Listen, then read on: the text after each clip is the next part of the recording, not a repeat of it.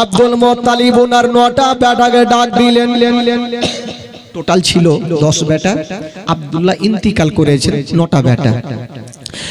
9টা বেটা চলে আসলেন। বলুন আব্বা কেন ডাকছেন, কি এমন জিনিসের প্রয়োজন পড়েছে?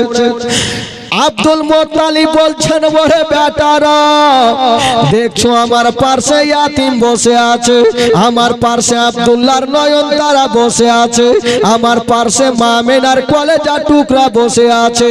বলো রে ছেলেরা, আমার এ পোতার দেখভালের ভার কে টানিবে? বলছেন আমি যদি ইন্তিকাল করি তো এই আমার পোতার দেখভাল কে করবে? আব্দুল মুত্তালিব মনে মনে বলছেন, আমার কে দিল এটা?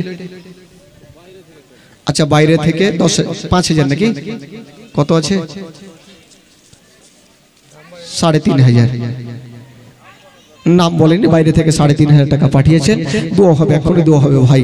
তো আব্দুল মুত্তালিব মনে মনে বলছেন, যদি আবু তালেব দেখভাল করে তবে ভালো হবে। কারণ জানেন আবু তালেব আর হযরত আব্দুল্লাহ একই মায়ের গর্ভের ছিল, নিজস্ব চাচার দরদ বেশি থাকবে। ফুটে তো বলে না, মনে মনে বলছেন। তবে খোদার কসম বন্ধুরা, আব্দুল মুত্তালিব বললেন আমার পোতার দেখভাল কে করবে? আবু তালেব নিজে হাতখানা তুলে দিল। আব্বা গো আপনি চিন্তা করবেন না, আমি যতদিন বাঁচব আব্বা গো আমার বাপ ভাতিজার দেখভাল আমি করিব। আব্বা আপনি চিন্তা করবেন না, আমার ভাতিজার দেখভাল আমি করব। আব্দুল মুত্তালিব বলছেন, বেটা আবু তালেব শোনো, যখন তুমি দেখভাল করবে তবে একটা কথা মনে রাখিও, এই ছেলের বাবা দুনিয়াতে বেঁচে নাই, মা জগতে বেঁচে নাই। বাবা গো, যার মা বাবা জগতে নাই তার দুনিয়াটা অন্ধকার বাবা। আব্দুল মুত্তালিব বলছেন, বেটা আবু তালেব একটা কথা মনে রাখিও, তোমার বাড়িতে যদি কোনোদিন খাবার তৈরি করবে তোমার ছেলের মুখে পরে দিও, আগে ইয়াতিমের মুখে দিও। যদি কোনোদিন জামা তৈরি করবে তোমার ছেলের গায়ে পরে দিও, আগে ইয়াতিমের গায়ে দিও, যেন বাপ বলে মনে না হয়, মা বলে মনে না হয়। আবু তালেবের স্ত্রী চলে আসিল। আব্বা গো আপনি চিন্তা করবেন না, আমি মার মতো ভালোবাসব, জীবনে মনে হতে দেব না যে ছেলের বাবা বেঁচে নাই, এই ছেলের মা বেঁচে নাই। আবু তালেবের স্ত্রী আমার নবীকে টেনে বুকে লাগালেন। আমার নবীর বয়স হলো 8 বছর, আর আব্দুল মুত্তালিবের বয়স হলো 120 বছর। আব্দুল মুত্তালিব 120 বছর বয়সে বাবা দুনিয়াটা ছেড়ে বিদায় নিয়ে চলে গেলেন। সকলে পড়ুন, ইন্না লিল্লাহি ওয়া ইন্না ইলাইহি রাজিউন। আব্দুল মুত্তালিব ইন্তিকাল করলেন। আচ্ছা আমার নবী কার কাছে থাকলেন বাবা? একটু বলেন, হ্যাঁ করেন। আমার নবী কার কাছে থাকলেন? আব্দুল মুত্তালিব কাকে জমা দিলেন? হ্যাঁ তো একটু মুখে কথা শুইতে গেছে, একটু হ্যাঁ হু বাদি হ্যাঁ মানুষ একটু হুড়কি দিয়ে কথা বলবেন তাহলে না। আবু তালেবকে বললেন, জমা দিলেন। আব্দুল মুত্তালিব 120 বছর বয়সে ইন্তিকাল করলেন। এবার আবু তালেবের কাছে আমার নবী থাকতে লাগলেন। আমার নবীর বয়স কত বললাম? তবে একটা কথা বলেন ভাই, আমার নবী যার কাছে থাকবে তার লাভ হবে না লস হবে গো? একটু জোরে বলুন। এই বাচ্চা ছেলেরা চিল্লো না রে। আবু তালেব আমার নবী যার কাছে থাকবে তার লস হবে না, লাভ হবে। কি করে লাভ হয়েছিল? একটা মারাত্মক ঘটনা শুনেলেন। মক্কা নগরে একবার পানি হয় না, পানির জন্য গরু ছাগল মারা যায়, নদী নালা শুকিয়ে যায়, ঘর বাড়ি কি বলে হারা হারা হয়ে যায়। তো লোকজন কিছু একটা দল যাচ্ছে মন্দিরে আরাধনা করতে। একটা লোক বলল, কোথায় যাবে? বলে আমরা মন্দিরে যাব। বলে মন্দিরে গিয়ে লাভ হবে না, যদি পানি নিতে চাও তবে মক্কা নগরে একজন যদি দোয়া করে দেয় তবে পানি হবে। সেটা কে? সেটা হলো আব্দুল মুত্তালিবের বেটা আবু তালেব যদি দোয়া করে পানি হবে। তো লোকজন বলে আবু তালেবের দোয়াতে পানি হবে, তাহলে দেরি কেন? যাই তাহলে গেল।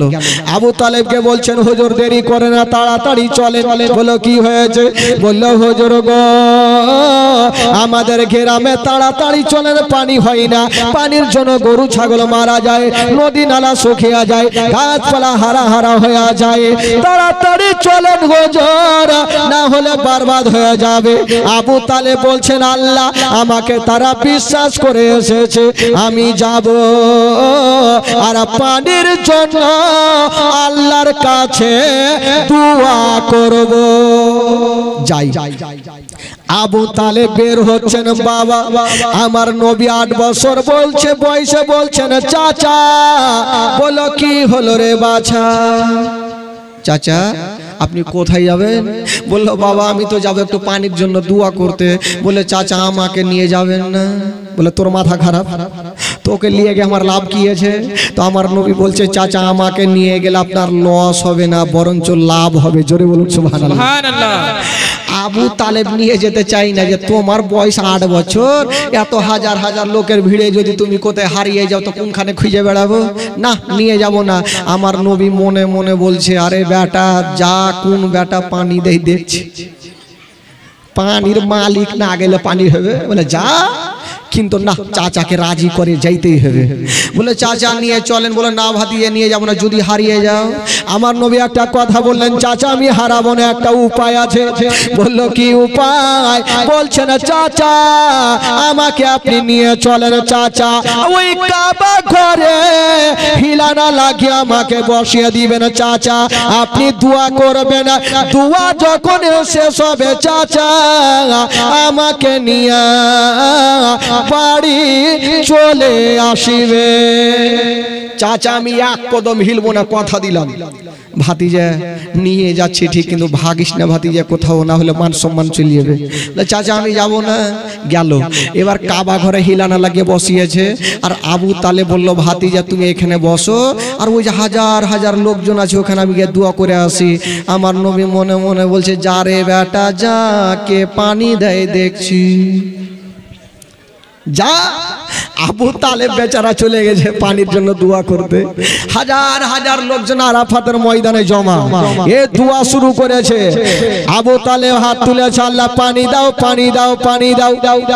1 ঘন্টা হয়ে গেল, 2 ঘন্টা হয়ে গেল, কোন মতে পানি হয় না।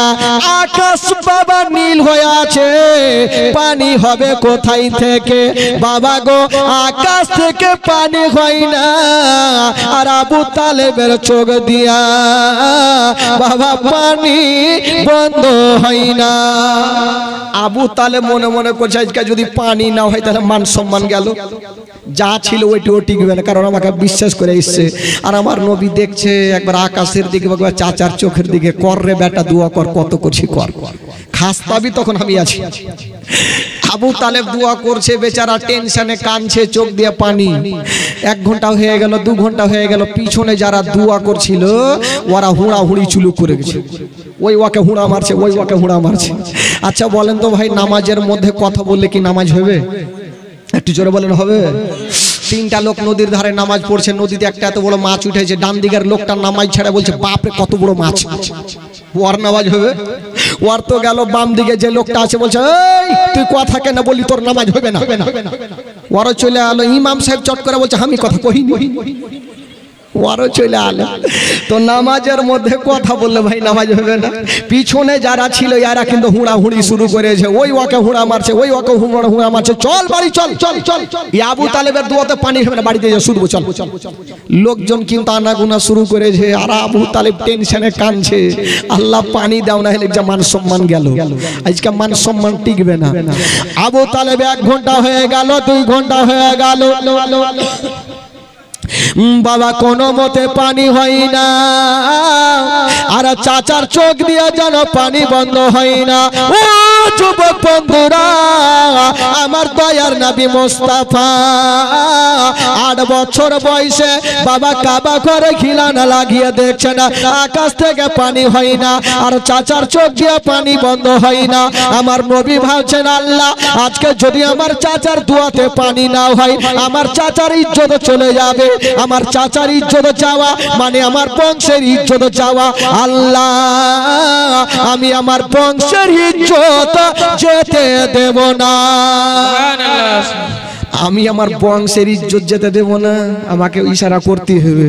হায়রে দয়ার নবী মুস্তাফা, যেই নবী না হলে আসমান জমির সৃষ্টি হতো না, যেই নবী না হলে পাহাড় পর্বত সৃষ্টি হতো না, ওই দয়ার নবী মুস্তাফা নিজের শাহাদত আঙ্গুলি খানা এইভাবে খাড়া করে দিয়েছেন বাবা, যেমনই খাড়া করে দিয়েছেন বন্ধুরা, যে আকাশ নীল হয়েছিল, কোন মেঘ ছিল না, আমার নবীর ইশারাতে সেকেন্ডের মধ্যে ওই নীল আকাশ খানা কালো হয়ে গেল, আর নবীর ইশারাতে কাল বৈশাখীর মতো বৃষ্টি চালু হয়ে গেল।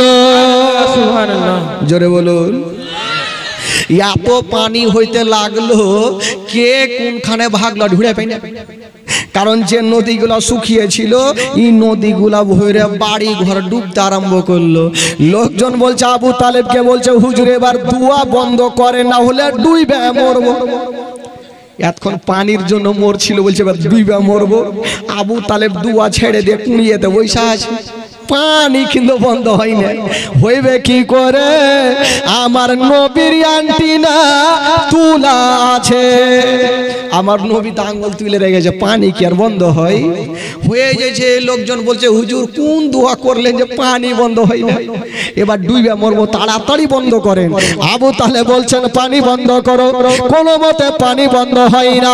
ও যুবক বন্ধুরা, আমার দয়ার নবী মুস্তাফা ভাবছেন এবার পানি খানা বন্ধ করতে হবে, যেমনই নবী পাক নিজের শাহাদত আঙ্গুলি খানা এইভাবে মুড়ে দিয়েছেন বাবা, ওই আকাশের পানি সঙ্গে সঙ্গে বন্ধ হয়ে গেল। সঙ্গে সঙ্গে বন্ধ হইল। লোকজন ভাবলো আজকে আবু তালেব যদি দুয়া না করতো তাহলে জিন্দেগিতে পানি হইতো না। আচ্ছা বলেন তো ভাই, কার দুয়াতে পানি হইল? কার দুয়াতে? তো লোকজন তো আর এটা দেখে না, ভাবছে আবু তালেবের দুয়াতে পানি হইল, ঘাড়ে করে নিয়ে গোটা মক্কার গলি ঘুরতে লাগলো, মান সম্মান বেড়ে গেল। তো আবু তালেবের লাভ হলো না লস হইল? ভাই লাভ হইল। আবু তালেব এবার চলে আসলো, আমার নবী বলছেন, চাচা পানি হইল? বলে, বাছার বলিও না, অনেক কষ্ট করে হইল, টেনশন লিয়া হইল। তো যাকে ভাতিজা হয়ে গেছে, মান সম্মান হয়ে গেছে, আবার বাড়ি চলো। বাড়ি গেল, এই করতে করতে আমার নবীর বয়স 8 বছর হয়ে গেল। এবার 8 বছর যখন বয়স হলো, তো একটা মারাত্মক ঘটনা ঘটলো ভাই।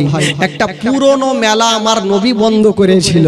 আচ্ছা জানেন, আচ্ছা আপনাদের এলাকায় কোনো ক্লাব আছে ভাই? ক্লাব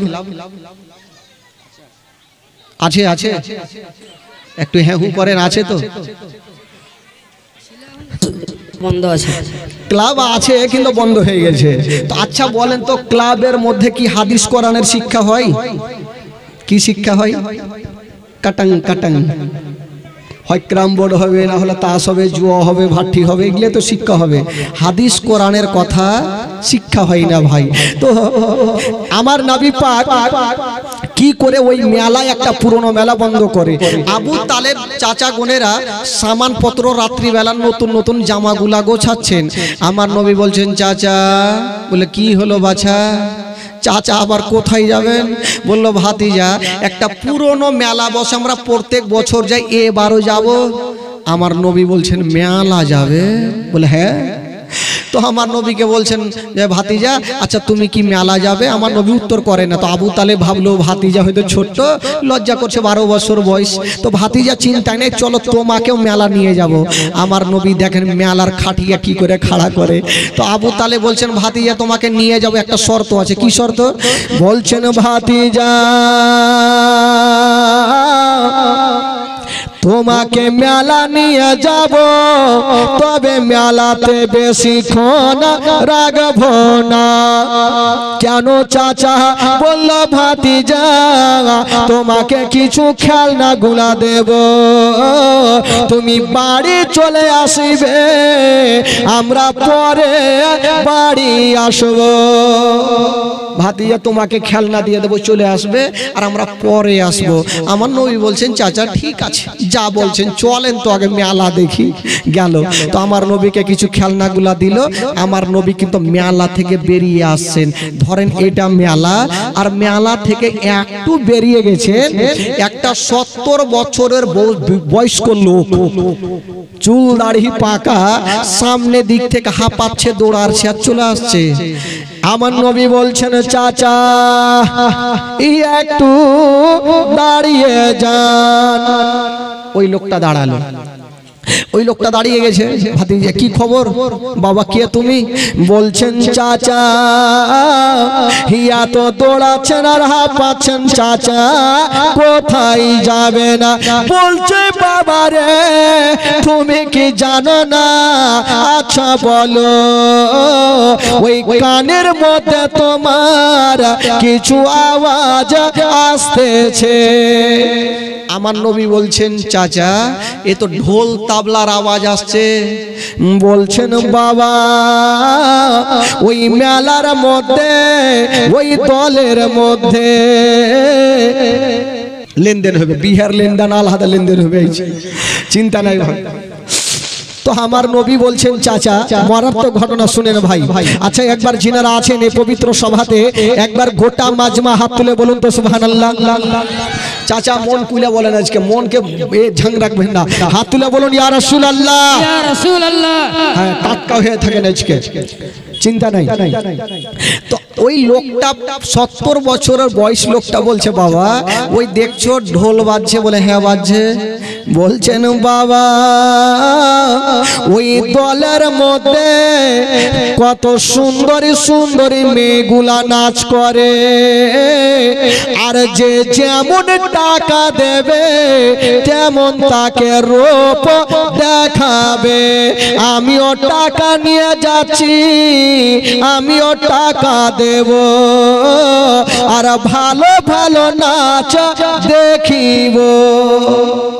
একটা বৃদ্ধ লোক বলছে যেমন টাকা দিব তেমন নাচ দেখব। আজকাল গান বাজনা আপনারা শুনেছেন, দেখবেন যে কিছু কিছু বয়স্ক লোকগুলা কি করে টাকা এইভাবে উড়াই, মানে ভালো ভালো নাচ দেখার জন্য। তো ওই লোকটা বলছে আমি টাকা দিব আর ভালো ভালো নাচ দেখব। তো আমার নবী একটা 12 বছর বয়সে একটা মারাত্মক কথা বললেন চাচা একটা কথা বলবো। বলে কি কথা বাবা? বলছেন চাচা ওই মেয়েগুলার মধ্যে যদি আপনার একটা বেটি থাকতো তবে আপনি কি নাচ দেখিতেন? আপনার বেটি যদি থাকতো তাহলে আপনি কি নাচ দেখতেন? তো ওই লোকটা মারাত্মক চুপচাপ দাঁড়িয়ে গেছে যে বাপরে এরকম দামি কথা তো কেউ বলেনি। বলছে বাবা আচ্ছা বলো তো তুমি কে? বলে চাচা গো ওই মেলাটা কি বন্ধ করা যাবে না? বললো বাবা তুমি মেলা বন্ধ করার কথা বলছো, এখন যদি বলি মেলা বন্ধ করো তবে মেলার কমিটিরা সকত আমারই নিঃশ্বাস বন্ধ করে দিবে, ভুল করে বলা যাবে না। তো আমার নবী বলছেন চাচা আপনি আমার সাথ দেন তো, কেমন করে মেলা বন্ধ করতে হয় আমি দেখব। তো ওই লোকটা বলল আমি তো সাথ দিলাম বাবা, আর কে হবে? এই করতে করতে আমার নবী পাক 40টা লোককে এক জায়গাতে করলেন। জোরে বলুন সুবহানাল্লাহ, সুবহানাল্লাহ। কটা লোককে করলেন ভাই? 40 জন। 40টা লোককে এক জায়গাতে করলেন। এবার 40টা লোককে যখন এক জায়গাতে করেছেন তো মিটিং করছেন লোকজন, বলছেন ওগো আলামিন, আমার নবীকে আলামিন বলে জানতো যে এত হাজার হাজার মেলা, এই মেলাটা কি করে বন্ধ করবেন? তো আমার নবী বলছে এক কাজ করো, মেলাতে সবাই চলো, আর 40টা লোক 40 জায়গাতে দাঁড়াবে।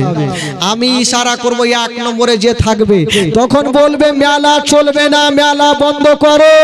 2 নম্বরে যে থাকবে উনি বলবে মেলা বন্ধ করো। 3 নম্বরে যে থাকবে উনি বলবে মেলা বন্ধ করো। এই করে 40টা লোক যখন বলবে তো মেলার কমিটিরাও বলবে ভয়ে যে মেলা বন্ধ করো।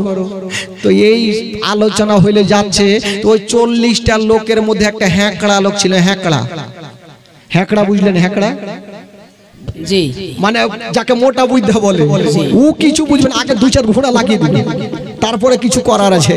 ওই হ্যাঁকড়া বলছে হুজুর আমাকে 1 নম্বরে রাখবেন। বলে তোকে 1 নম্বরে রাখবো? বলে হুজুর ইয়াদের কথা কেউ শুনবে না, আর আমার ব্রেনে তার কিন্তু এমার্জেন্সি কেটে যাবে, আগে আমি বলবো। তো আমার নবী বলছে যে না, তোকে আগে রাখা যায়, তোকে 23 নম্বরে রাখবো। এই পাগলা বলছে হুজুর আমাকে 1 নম্বরে রাখি, না হলে আমার ব্রেনে তার কেটে যাবে। লোকজন বলছে হুজুর পাগলাকে নিয়ে যায় না, না হলে মেলাতে ধরা পড়ে যাবো। আমার নবী বলছে যাচ্ছে তো যাক না, যাচ্ছে। 40টা লোক যেতে আরম্ভ করেছেন। একটু দূর আগিয়ে গিয়েছেন, পাগলা হ্যাঁকড়া বলছে ও গো একটু দাঁড়িয়ে যাও। সবাই দাঁড়িয়ে গেছে। এই পাগলা ফের কি বলবে? হঠাৎ করে কুইদে একটা আমের গাছে চড়ে নিলে, আর আমের গাছে চড়েছে। লোকজন বলে হুজুর আর এখনিকা পাগলা মুচালু তো মেলাতে গিয়ে কি করবে জানি না। এই আমের গাছ থেকে একখানা মোটা লাদনা নিয়ে এসছে, আর ঘাড়ে করেছে। হুজুর এবার চলেন। বলে হারে তুই লাদনা কি করবি? বলে যখন বলবো চলবে না, যদি না শুনে পাছাতে লাদনা পড়বে তখনই শুনবে। এই বুদ্ধি ফের ভালো, লাদনা না পড়লে শুনবে না। এই করে বাবা চলে গেছে মেলা। 40টা লোক 40 জায়গাতে দাঁড়িয়েছে। পাগলাকে 23 নম্বরে দাঁড়িয়েছে, হ্যাঁকড়াকে আমার নবী 1 নম্বরে যে আছে ওকে ইশারা করেছে। ওই লোকটা বলছে মেলার কমিটিরা মেলা চলবে না, মেলা বন্ধ করো। তো ওর কথা কে শুনবে? ঢোল তাবলা বাজছে, কে কার কথা শুনবে? 2 নম্বরে যে আছে বলছে মেলা বন্ধ করো। 3 নম্বরে যে আছে বলছে মেলা বন্ধ করে। ইয়াদের কথা কেউ শুনে না, আর পাগলা টেরা চোখে দেখছে। হ্যাঁকড়া আমার নবীকে দেখছে, আমার টাইম কখন আসবে? এমন জোরে বলবো সবারই ডায়রিয়া নামিয়ে দেবো। আমার নবী বলছে দাঁড়া, তোরও টাইম আসবে, একটু দাঁড়া। এই করতে করতে 21-22 হয়ে গেল, কেউ কাউরি কথা শুনে না। এবার পাগলার টাইম চলে এসে আমার নবী ইশারা করে দিয়েছে। পাগলা রাগের মাথায় বলছে মেলা বন্ধ করো। ওর কথা কিন্তু কেউ শুনেনি। রাগের মাথায় ওই লাদনা ছিল, যারা ঢোল বাজাইতে ছিল গিয়ে দিয়েছে পাছাতে 2টা লাদনা। তোরা শুনতে পাইস না যে মেলা বন্ধ করতে বলছি? যেমনই বাবা 2টা লাদনা দিয়েছে, 5 মিনিটের মধ্যে গোটা মেলা চিকিনা। জোরে বলুন সুবহানাল্লাহ। সুবহানাল্লাহ, সুবহানাল্লাহ। কে কোনখানে গেল আর দেখা যায় না ভাই। এই বক্সটা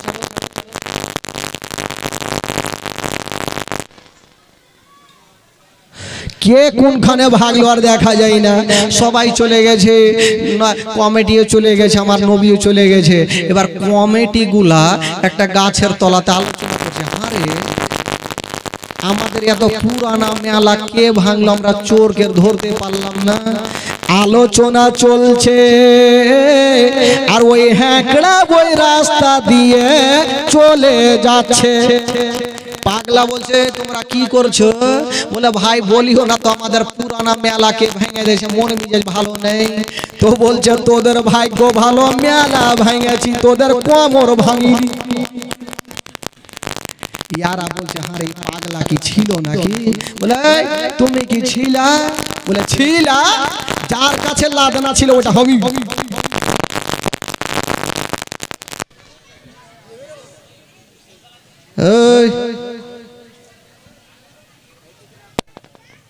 চুচু করছে।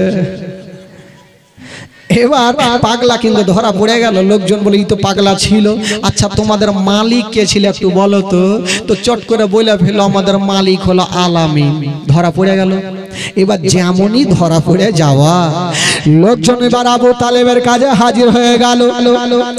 ওগো আবু তালেব, আপনি তো পরের বিচার করছেন, এবার আপনার নিজের বাড়ির বিচার করুন।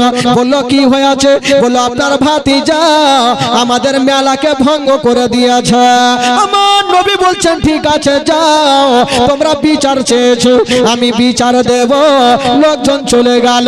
আমার আবু তালেব আমার নবীকে ডাক দিয়েছেন, বাবা আমার নবীর চাচি আম্মা আমার নবীর পাশে দাঁড়িয়ে আছেন। বাবা জানি না আমার স্বামী যদি আমার ভাতিজাকে গালি দেয়, আমার ভাতিজার মা নাই বাবা নাই, কে সান্ত্বনা দেবে? আমি মা, আমি সান্ত্বনা দেব। বাবা গো, আবু তালেব বলছেন ভাতিজা বলো তুমি কি মেলা ভঙ্গ করেছো? আমার নবী উত্তর করে না। দ্বিতীয়বার বলছেন ভাতিজা বলো তুমি কি মেলা ভেঙেছো? আমার নবী উত্তর করে না। বাবা গো, আবু তালেব উঠে গিয়া আমার নবীর মাথাটা তুলেছেন, বলছেন ভাতিজা আচ্ছা বলো তুমি কি মেলা ভেঙেছো? এই কথা বলতে নাই আমার নবী ইশারা করলেন, হ্যাঁ চাচা আমি মেলা ভেঙেছি। যেমন এই কথা বলতে নাই আবু তালেব আমার নবীকে কষ্ট দিলেন না, একটা পাওয়ার দিয়ে দিল। বলছেন ভাতিজা আমি তোমার চাচা, তোমাকে একটা কথা বলে দিই, মক্কা নগরে যদি কেউ তোমার দিকে খারাপ চোখ দিয়ে দেখে, আমি তোমার চাচা তাদের দুটা চোখ তুলে দিব। সুবহানাল্লাহ, সুবহানাল্লাহ। কেউ যদি তোমার দিকে খারাপ চোখ করে দেখে, আমি তোমার চাচা চোখ তুলে দিব। আমি জানি ভাতিজা তুমি যা করবে ভালো করবে। আমার নবীকে পাওয়ার দিলেন বাবা, আমার নবী পাওয়ার পেয়ে গেল। এই করতে করতে আমার নবী পাক চাচার কাছে থাকতে লাগলেন বাবা। একদিন